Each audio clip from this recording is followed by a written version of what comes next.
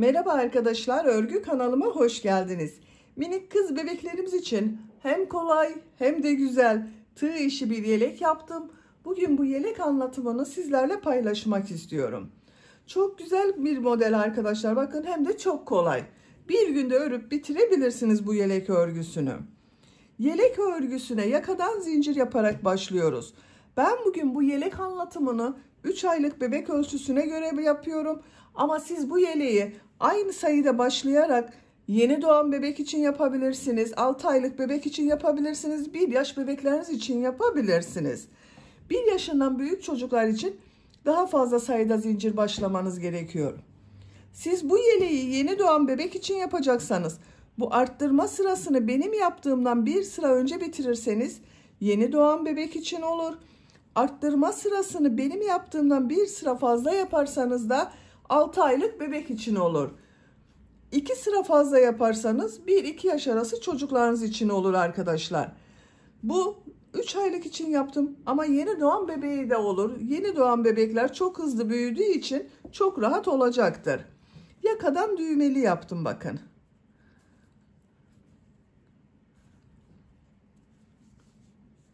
Ayrı bir düğme iliği yapmadım. Bu ön patlarda yaptığım modeller bulunan model boşluklarını düğme iliği olarak kullanıyorum. Karşısına bakın 3 düğme diktim. Bu boşluklara düğme iliği olarak kullanıyorum. Bakın şu şekilde. Açık olarak görelim. Bakın çok güzel. Kolları da çok güzel oldu. Ne uzun ne kısa yaptım bakın. Şu şekilde kız çocuklarına çok güzel oluyor bu kol modeli arkadaşlar. 2 renkli çalıştım ben bugün bu yelek örgüsünü.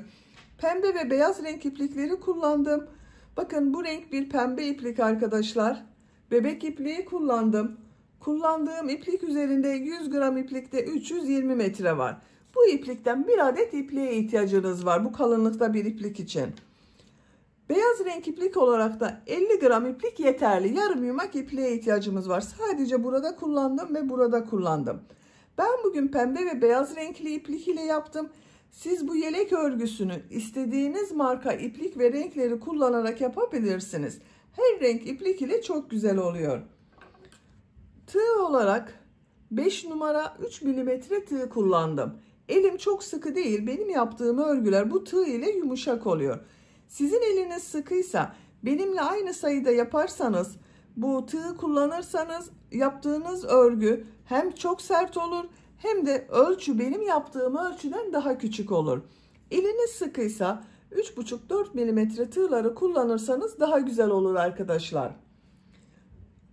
Düğmeleri söyledim zaten. Ben 3 düğme yaptım. Siz tercihinize göre 4-5 düğmeli olarak yapabilirsiniz. Ölçülerini videonun sonunda ölçüyorum. Tekrar ölçerek zaman geçirmek istemiyorum. İpliğe tığ hazırlayalım. Hep birlikte bu kolay ve güzel tığ işi bebek yeleğinin örgüsüne başlayalım. Örgü kanalıma abone değilseniz abone olmayı unutmayın lütfen. Örgü kanalıma abone olmak ücretsiz. Örgü kanalıma ücretsiz abone olup orada bulunan zil şeklini dokunarak açık yaparsanız kanalıma video yüklediğim zaman ilk önce size bildirim gelir. Örgülerimden herkesten önce sizin haberiniz olur. İzlediğiniz videolarıma beğeni ve yorumlarınızı yaparsanız çok sevinirim arkadaşlar. Hepinize kolay gelsin. İyi çalışmalar. Örgüye yakadan zincir yaparak başlıyorum. Zincir yapmak için ilk ilmeği bakın şu şekilde yapıyorum. Zincirleri yapmaya başlıyorum. Çok sıkı zincirler yapmayalım arkadaşlar. 80 zincir yapıyorum. 80 zincir yaptım. Bakın bu şekilde çok sıkı olmayan zincirler yaptım. 3 zincir dönüş için yapıyorum. 1, 2, 3. Tığ üzerine iplik alıyorum. 3 ilmek atlıyorum. 1, 2, 3. 4. ilmek içine trabzan yapıyorum. Bu 3 ilmek atladığımda bir trabzan arkadaşlar. 11 trabzan yapıyorum.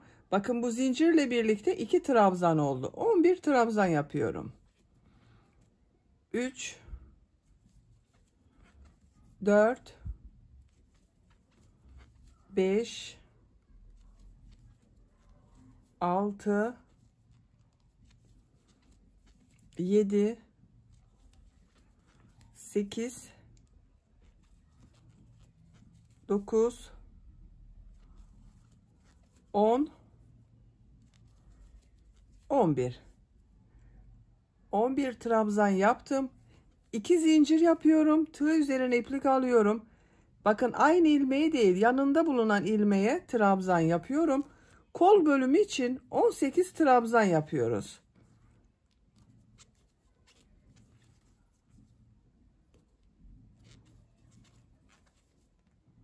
Bakın 3 trabzanı yaptım. 18 trabzanı tamamlayalım. Kol bölümü için 18 trabzan yaptım. 2 zincir yapıyorum. Tığ üzerine iplik alıyorum. Diğer ilmek içine trabzan yapıyorum. Diğer ilmekleri de trabzan yaparak devam ediyorum. 22 trabzan yapalım. 22 trabzanı yaptım. 2 zincir yapıyorum. Diğer kol bölümü için 18 trabzan yapıyorum. Bakın bu kolda 18 trabzan yaptım. Bu kol içinde 18 trabzan yapıyorum. Diğer ilmeğe trabzanı yapıyorum.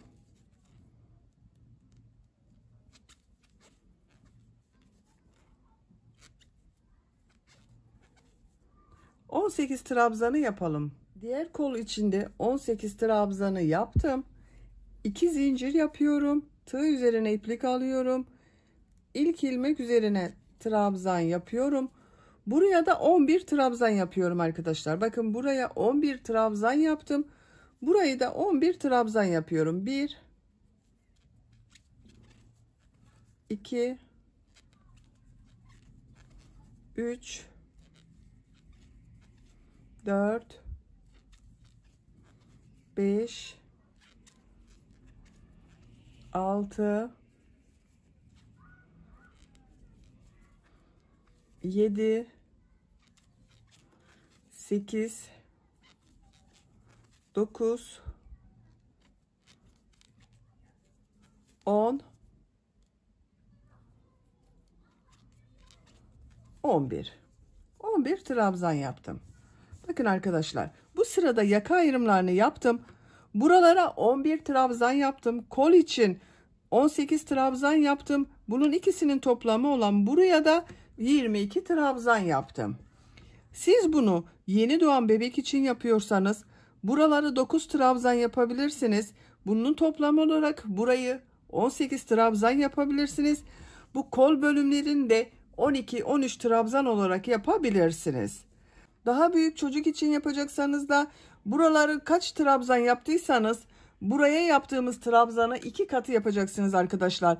12 trabzan yaptıysanız burayı 24 trabzan, kol bölümünde 20-22 trabzan yapabilirsiniz. Şimdi ikinci sıradayız.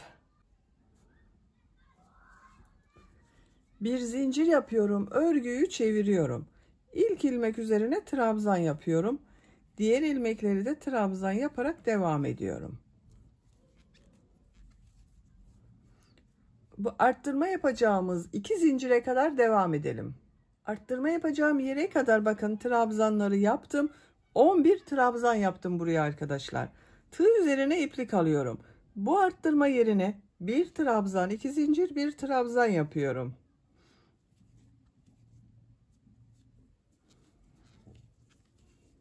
Bakın arttırmaları yaptım. Tığ üzerine iplik alıyorum. Diğer ilmeklere trabzan yaparak devam ediyorum.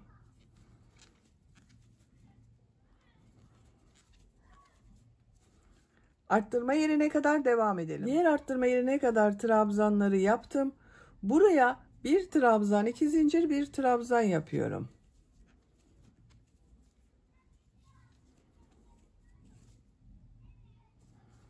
Diğer ilmekler üzerine trabzan yaparak devam ediyorum. Arttırma yerine kadar devam edelim. Diğer arttırma yerine kadar trabzanları yaptım. Buraya bir trabzan, 2 zincir, bir trabzan yapıyorum.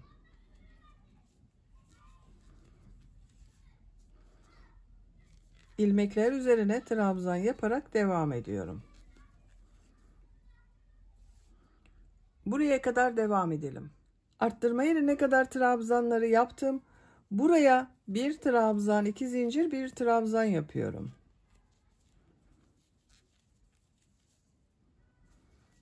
Diğer ilmeklere trabzan yaparak devam ediyorum. Sıra sonuna kadar devam edelim. Sıra sonuna kadar tamamladım. Son ilmeği bir önceki sırada 3 zincir atlayarak yaptığım bir trabzan vardı. Bunun son zincir üzerine bakın tığ takıyorum. Trabzan yapıyorum. 2 sırayı tamamladım arkadaşlar. Görüntü olarak bakın bu şekilde oldu. 3. sıradayım. 3. sırada pembe renkli iplik ile bir sıra sık iğne yapıyorum.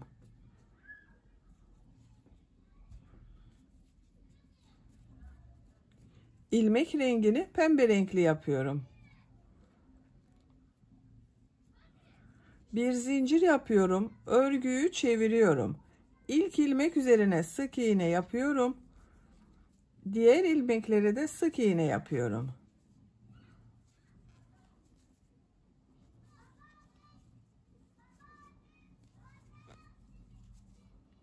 Arttırma yerine kadar devam edelim. Arttırma yerine kadar bakın sık iğneyi yaptım. Buraya bir sık iğne, 2 zincir, bir sık iğne yapıyorum arttırma yerine.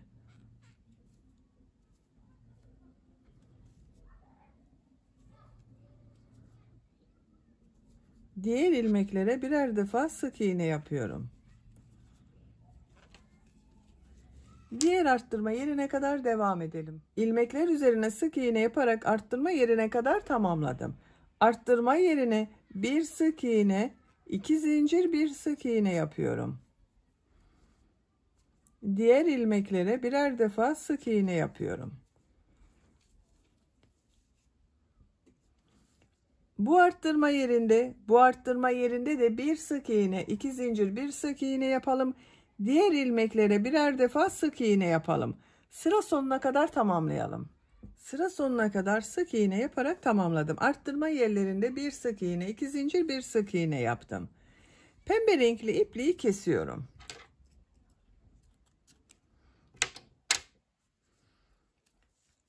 Dördüncü sıradayım. 4. sırada beyaz renkli iplik ile trabzan sırası yapıyorum. Bakın beyaz renkli ipliği burada bekletiyordum. Bu ilk ilmeğe tığı takıyorum. Beyaz renkli ipliği ilmek yapıyorum bakın burada. Bir zincir yapıyorum. Tığ üzerine iplik alıyorum. İlk ilmek üzerine trabzan yapıyorum. Diğer ilmeklere trabzan yaparak devam ediyorum. Trabzan sırası yapıyoruz. Arttırma yerine kadar devam edelim. Arttırma yerine kadar trabzanı yaptım. Bu arttırma zincirinin üzerine bir trabzan, 2 zincir, bir trabzan yapıyorum. Diğer ilmeklere birer defa trabzan yapıyorum. Bakın arkadaşlar. Arttırma yerlerinde bir trabzan, 2 zincir, bir trabzan yapalım. Diğer ilmeklere birer defa trabzan yapalım. Bu trabzan sırasını 2 sıra yapalım. Daha sonra tekrar pembe renkli sık iğne yapacağız arkadaşlar. 2 sıra beyaz trabzan sırasını tamamlayalım. 2 sıra trabzanı tamamladım arkadaşlar bakın. Bu arttırma yerlerinde yine bir trabzan, 2 zincir, bir trabzan yaptım. Pembe renk ile sık iğne yaptığım sıradayım. İlmek rengini pembe renkli yapıyorum. Bir zincir yapıyorum. Örgüyü çeviriyorum. Bak beyaz ipliği burada bekletiyorum. İlk ilmek üzerine sık iğne yapıyorum. Diğer ilmekleri sık iğne yaparak devam ediyorum.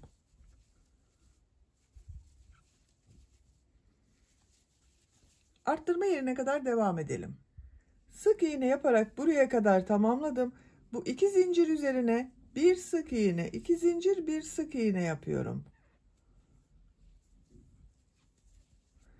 Diğer ilmeklere sık iğne yaparak devam ediyorum. Bakın arkadaşlar. Bir sık iğne, 2 zincir, bir sık iğne yaptım. Burada ve burada yine bir sık iğne, 2 zincir, bir sık iğne yapalım. Sıra sonuna kadar devam edelim. Sonraki sırada bu ipliği bak şuradan burada yaptığımız gibi üst ilmeğe alalım. Bak şu şekilde ilmek yapalım. Bir zincir yapıp trabzan sırası yapalım.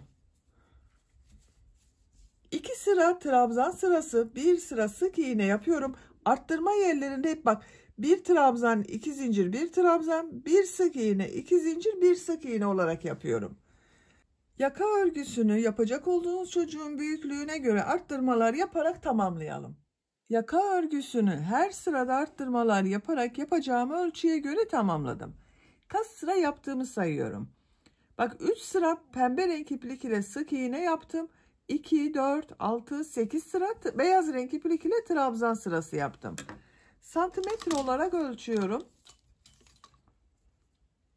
9 santimetre yükseklik var. Benim yapacağım ölçü için bu yeterli. Siz biraz büyük olsun istiyorsanız 1 veya 2 sıra arttırmalara devam edebilirsiniz. Bak, bu sırada bir sıra pembe renk iplik ile sık iğne yapıp bir sırada trabzan sırası 1-2 sıra devam ederseniz daha büyük ölçüde olur arkadaşlar. Açık olarak görelim. Bakın bu şekilde. Bu sırada kolları gövdeden ayırıyorum. Örgüye artık gövdenin örgüsüyle devam ediyorum. Bir zincir yapıyorum. Örgüyü çeviriyorum. İlk ilmek üzerine trabzan yapıyorum. Diğer ilmeklere trabzan yaparak devam ediyorum. Bu arttırma yaptığımız yere kadar devam edelim. Arttırma yapacağım yere kadar bak tamamladım. Bu arttırma yerine 2 trabzan yapıyorum.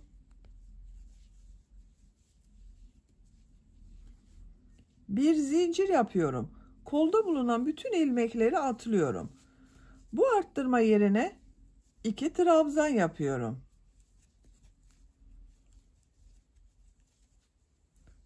Diğer ilmeklere trabzan yaparak devam ediyorum.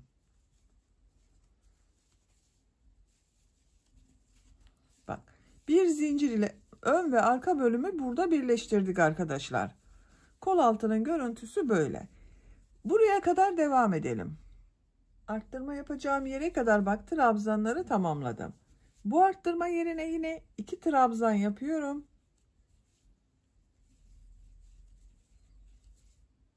Bir zincir yapıyorum. Tığ üzerine iplik alıyorum. Kolda bulunan bütün ilmekleri atlıyorum. Bak, bu arttırma yerine 2 trabzan yapıyorum. Diğer ilmeklere trabzan yaparak devam ediyorum.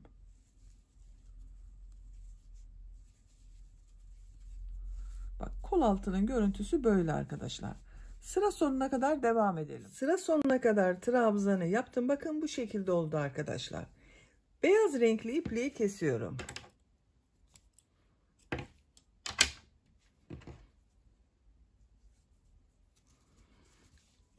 Bakın, yaka örgüsünü bitirdik. Bu sırada ön ve arka bölümleri birleştirdik. Bakın, kol bölümünü gövde bölümünden ayırdım. Artık örgüye gövde örgüsüyle devam edeceğiz.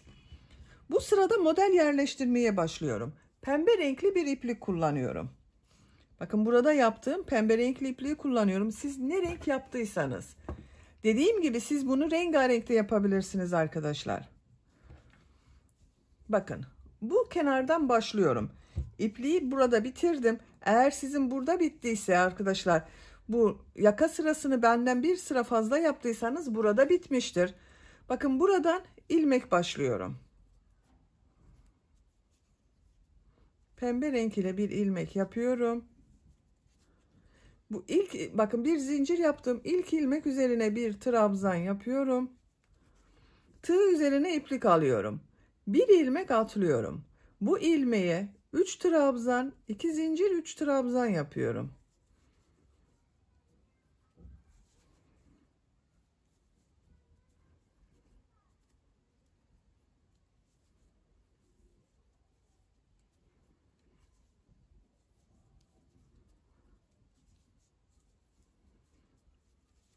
Üç trabzan, 2 zincir, 3 trabzan yaptım. Tığ üzerine iplik alıyorum. Bir ilmek atlıyorum. Bir trabzan yapıyorum. Tığ üzerine iplik alıyorum. 2 ilmek atlıyorum. Bakın, bir trabzandan sonra 2 ilmek atlıyorum.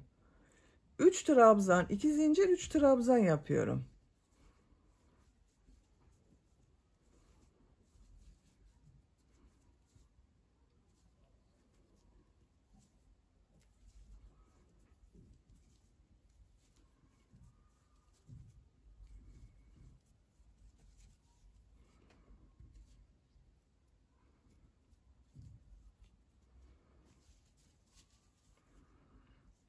Bir ilmek atlıyorum. Bir trabzan yapıyorum.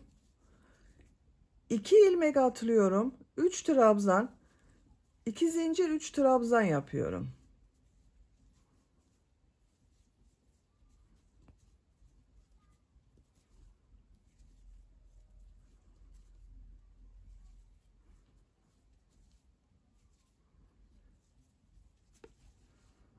Bir ilmek atlıyorum, bir trabzan yapıyorum. Bakın arkadaşlar, bu şekilde modelleri yerleştiriyoruz. Modelden sonra bir ilmek atlıyorum, bir trabzan yapıyorum. Bu bir trabzandan sonra 2 ilmek atlıyorum, 3 trabzan, 2 zincir, 3 trabzan yapıyorum. Sıra sonuna kadar devam edelim. Sıra sonuna kadar modelleri yaptım. Sıra sonunda 2 ilmek var. Bir ilmek atlıyorum. Son ilmek üzerine bir trabzan yapıyorum. Bakın modelleri yerleştirdim. Sıra başında da bir trabzan yaptım. Bir ilmek atladım. Bakın 3 trabzan, 2 zincir, 3 trabzan olan modeli yaptım.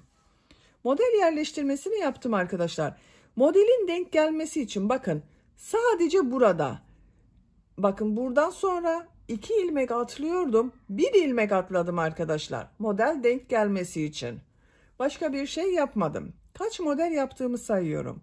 2, 4, 6, 8, 10, 12, 14, 16, 18, 19 model var arkadaşlar.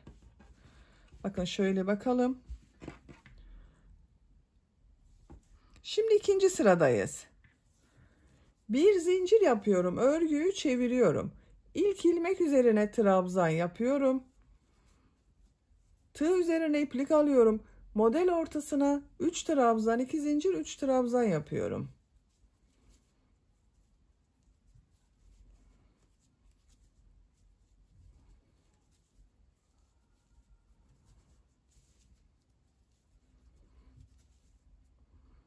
Bakın bu bir trabzan yaptım. Bu trabzanı. Bakın örgünün düz tarafı burası arkadaşlar.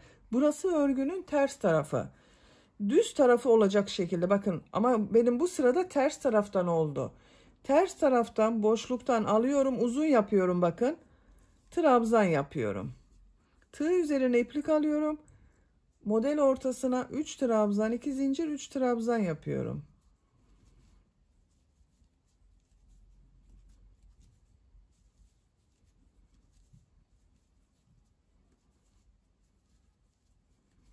Üç trabzan, 2 zincir, 3 trabzan yaptım. Bakın tığ üzerine iplik alıyorum. Bu bir trabzanı ters taraftan boşluktan alıyorum. Trabzan yapıyorum. Uzun yapıyorum. Bakın kısa yapmıyorum bunu. Tekrar model ortasına 3 trabzan, 2 zincir, 3 trabzan yapıyorum.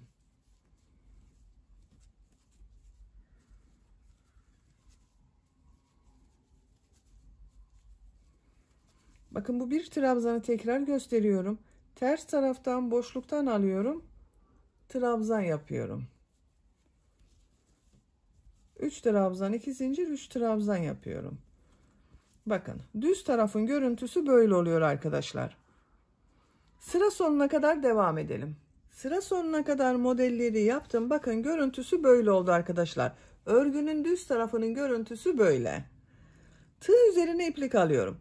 Bakın bu son ilmek üzerine bir trabzan yapıyorum. Bakın bunun üzerine yapıyorum arkadaşlar. Boşluktan alarak yapmıyorum. Sıra başında da ilk trabzanı düz trabzan yaptık. Bunu da düz trabzan yaptım bakın. Bir zincir yapıyorum. Örgüyü çeviriyorum. Bakın. Görüntüsü böyle düz tarafın. Bu ilk ilmek üzerine trabzan yapıyorum. Tığ üzerine iplik alıyorum. Model ortasına 3 trabzan, 2 zincir, 3 trabzan yapıyorum.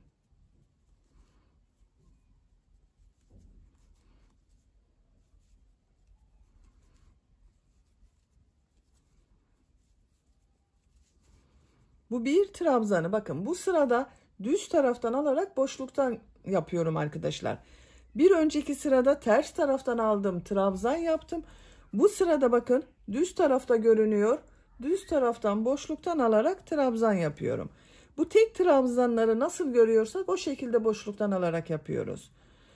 Model ortasına 3 trabzan, 2 zincir, 3 trabzan yapıyorum.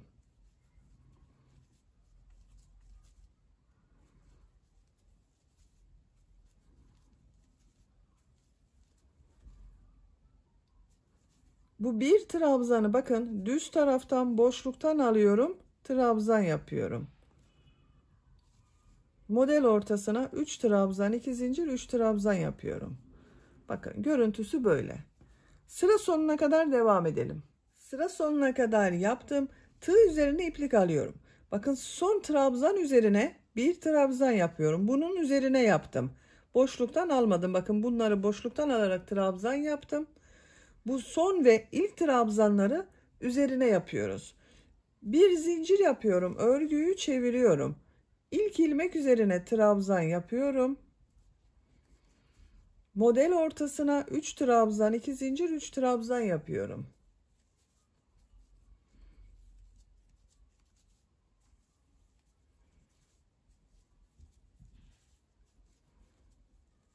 Bakın arkadaşlar, bu bir trabzan bu sırada ters tarafta görünüyor. Onun için ters taraftan alıyorum, boşluktan alıyorum, trabzan yapıyorum. Buraya da 3 trabzan, 2 zincir, 3 trabzan yapıyorum.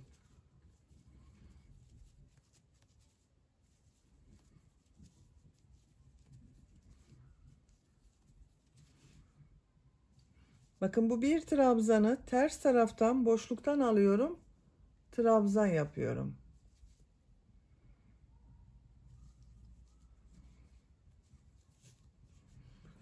Bakın görüntüsü böyle. Model bu şekilde devam edecek arkadaşlar. Bakın.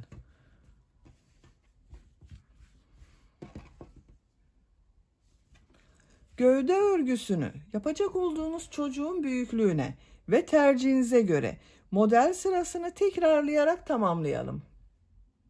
Gövde örgüsünü 16 model sırası yaptım.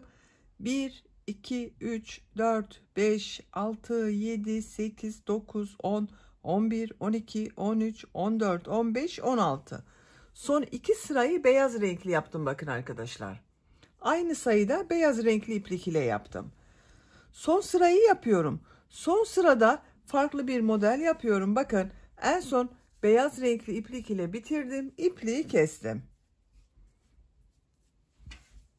Buradan pembe renk iplik ile ilmek yapıyorum. Bir zincir yaptım. Aynı ilmeğe sık iğne yapıyorum. Tığ üzerine iplik alıyorum. Bakın buraya 8 trabzan yapıyorum. 1 2 3 4 5 6 7 8 bir zincir yapıyorum. Bu bir trabzan yaptığım ilmeğe bir sık iğne yapıyorum. Bir zincir yapıyorum. Tığ üzerine iplik alıyorum. Diğer model ortasına 8 trabzan yapıyorum.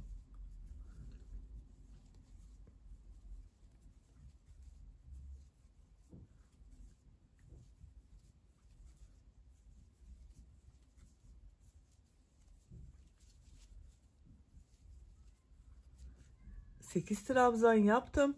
Bir zincir yapıyorum. Bu bir trabzan üzerine sık iğne yapıyorum. Bir zincir yapıyorum. 8 trabzan yapıyorum.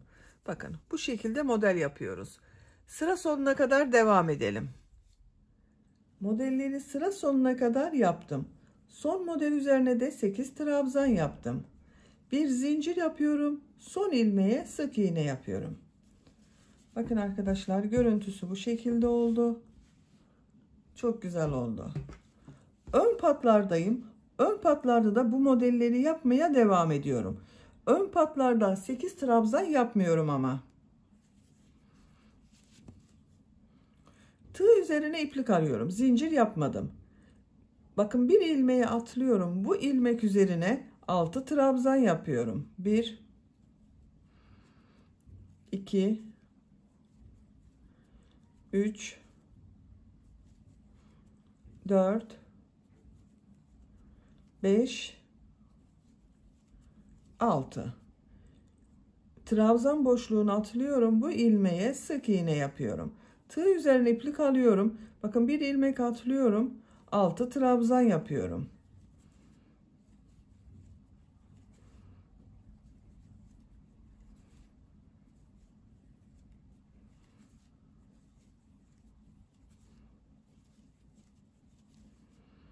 Bir ilmek atlıyorum.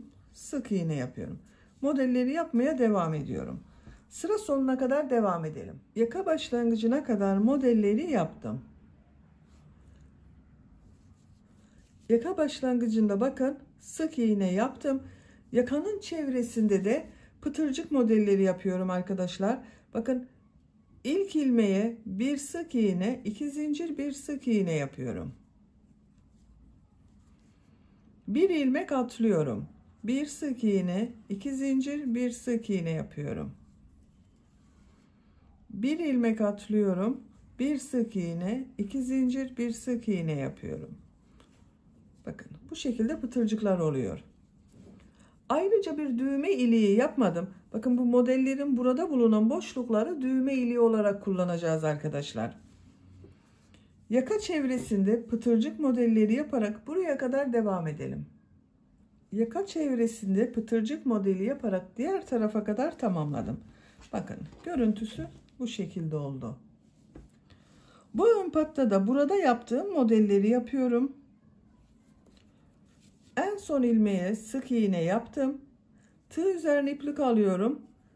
6 trabzan yapıyorum.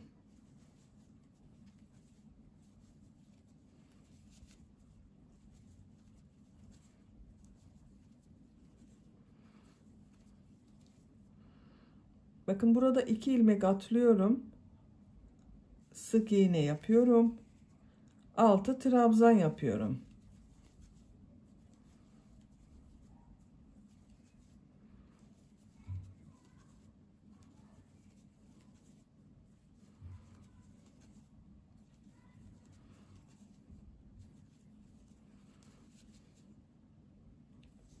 Sık iğne yapıyorum. Bakın model aynı yapıyoruz arkadaşlar. Tek dikkat etmeniz gereken, buraya kaç model yaptıysanız bu ön patı da aynı sayıda yaparsanız daha düzgün görünür. Sıra sonuna kadar devam edelim. Sıra sonuna kadar modelleri yaptım. Bakın bu şekilde oldu. Son yaptığım modeli bu ilk yaptığım ilmek ile ilmek kaydırma yaparak sırayı birleştiriyorum. İpliği kestim.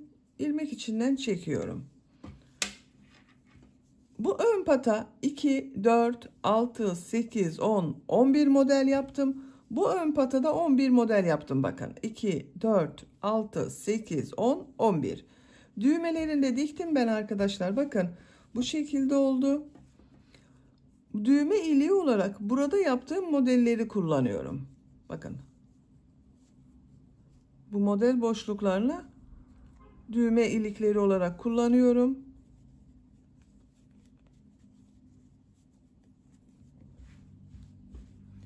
Gövde bölümünü bitirdim. Şimdi kol örgüsünü yapalım. Kol örgüsünde bakın kol ayrımı yaptığım sırada bir sıra trabzan sırası yaptım. Beyaz renk iplik ile o sırayı yapıyorum. Beyaz renkli iplik ile başlıyorum. Kol altından ipliği bağlıyorum.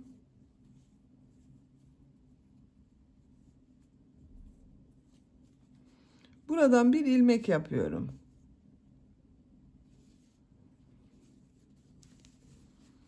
Tığ üzerine iplik alıyorum. Arttırma yerine bakın kolda bulunan bu arttırma yerine bir trabzan yapıyorum. Diğer ilmeklere trabzan yaparak devam ediyorum.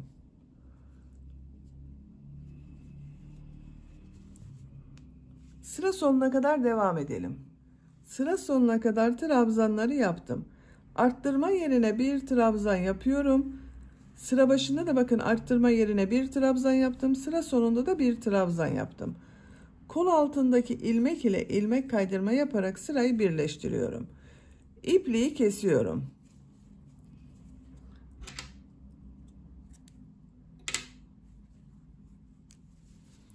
Bakın bir sıra beyaz renk iplik ile trabzan sırası yaptık. Burada yaptığım trabzan sırasının devamı oldu. Şimdi model sırasındayım. Pembe renkli iplik ile model yerleştiriyorum. Bu gövde bölümünde yaptığımız modelleri yapıyorum. Kol altındaki ilmekten iplik bağlıyorum.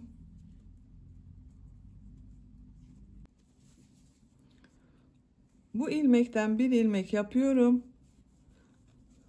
3 zincir yapıyorum. Bir ilmek atlıyorum. 3 trabzan, 2 zincir, 3 trabzan yapıyorum.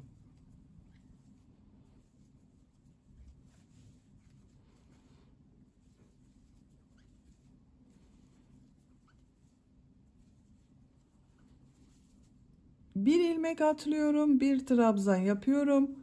Bir ilmek atlıyorum, 3 trabzan, 2 zincir, 3 trabzan yapıyorum.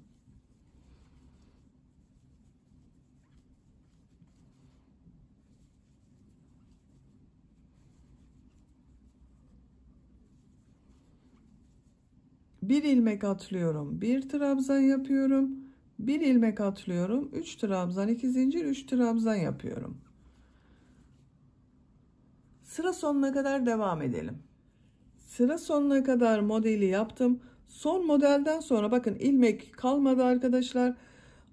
Bu 3 zincir ile ilmek kaydırma yaparak sırayı birleştiriyorum.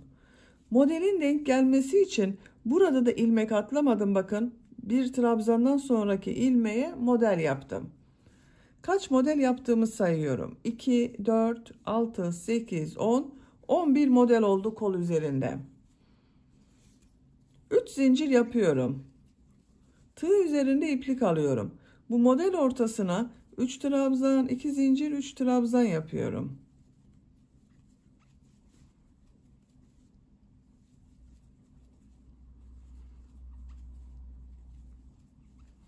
Bu bir trabzanı boşluktan alıyorum, trabzan yapıyorum. 3 trabzan, 2 zincir, 3 trabzan yapıyorum.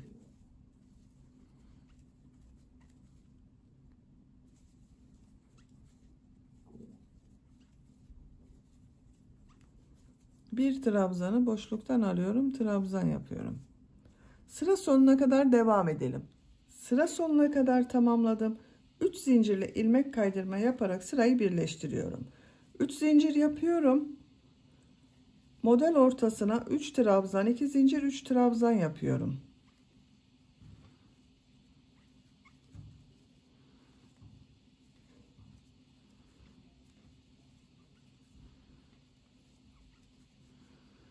Bir trabzanı boşluktan alıyorum, trabzan yapıyorum.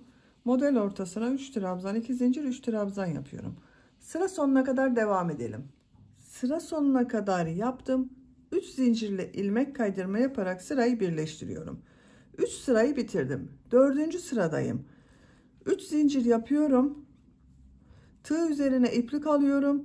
Model ortasına 3 trabzan, 2 zincir, 3 trabzan yapıyorum.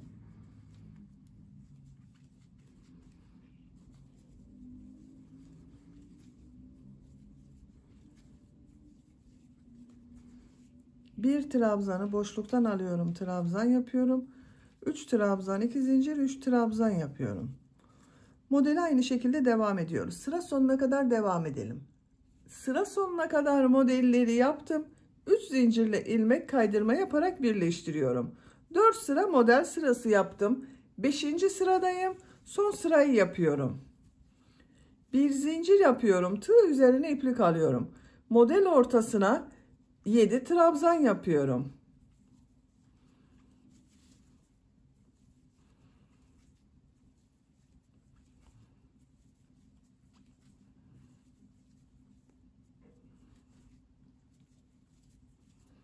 Burada yaptığımız modeli yapıyorum.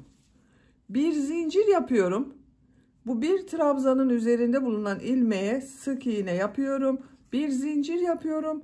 Model ortasına 7 trabzan yapıyorum.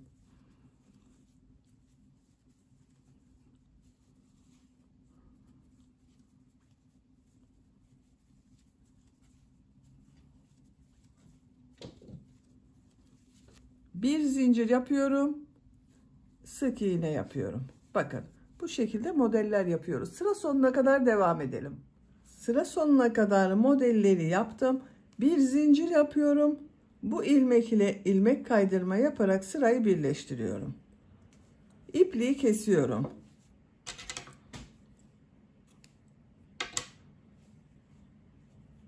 ilmek içinden çektim. Bakın kol örgüsünü bitirdim. Diğer kol örgüsünü de ben tamamladım. Bakın arkadaşlar bu şekilde oldu. Aynı şekilde başladım kol örgüsünü. Aynı sayıda model yerleştirdim. Kol örgülerini bitirdim. Tercihinize göre siz bu kol örgüsünü 1-2 sıra fazla yapabilirsiniz veya eksik yapabilirsiniz. Bakın çok şirin oldu.